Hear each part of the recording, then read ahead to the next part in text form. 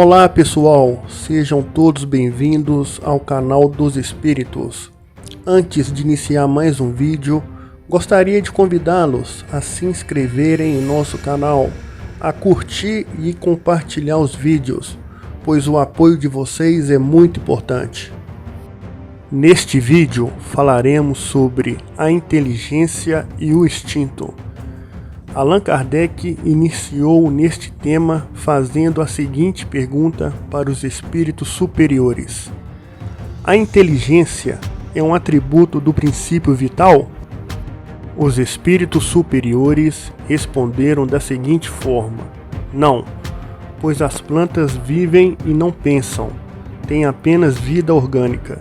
A inteligência e a matéria são independentes, pois um corpo pode viver sem inteligência, mas a inteligência não pode se manifestar senão por meio de órgãos materiais.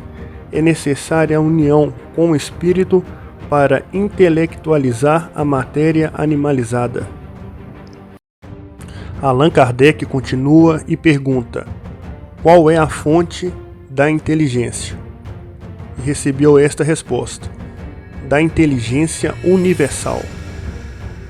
Allan Kardec então continua e faz uma terceira pergunta sobre este tema: pode-se dizer que cada ser toma uma porção de inteligência da fonte universal e a assimila, como toma e assimila o princípio da vida material?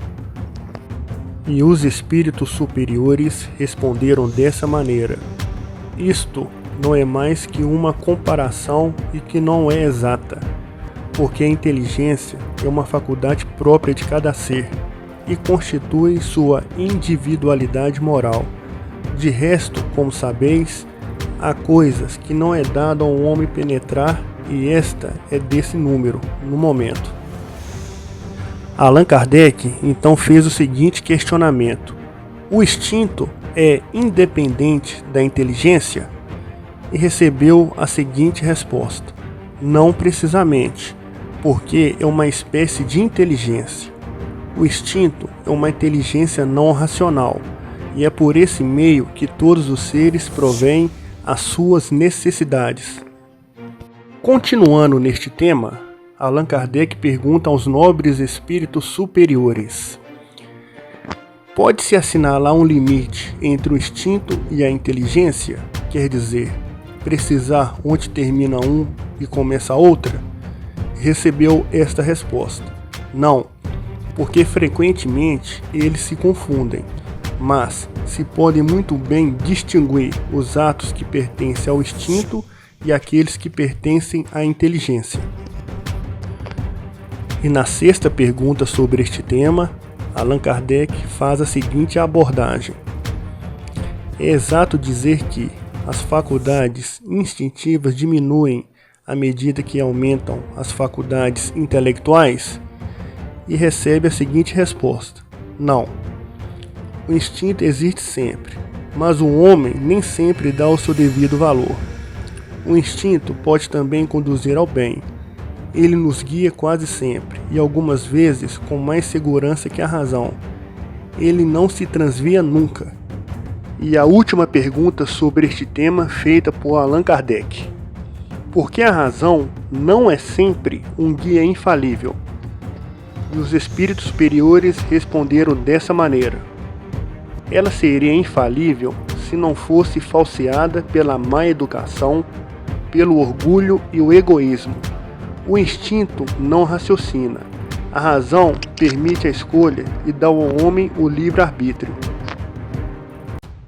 A inteligência é uma faculdade especial, própria de certas classes de seres orgânicos e que lhes dá, com o pensamento, a vontade de agir, a consciência de sua existência e de sua individualidade, assim como os meios de estabelecer intercâmbio com o mundo exterior e de prover às suas necessidades. Podem distinguir-se assim: primeiro, os seres inanimados, constituídos de matéria, sem vitalidade nem inteligência, que são os corpos brutos. Segundo, os seres animados, não pensantes, formados de matéria e dotados de vitalidade, mas desprovidos de inteligência. Terceiro, os seres animados, pensantes, formados de matéria, dotados de vitalidade e tendo a mais um princípio inteligente que lhes dá a faculdade de pensar.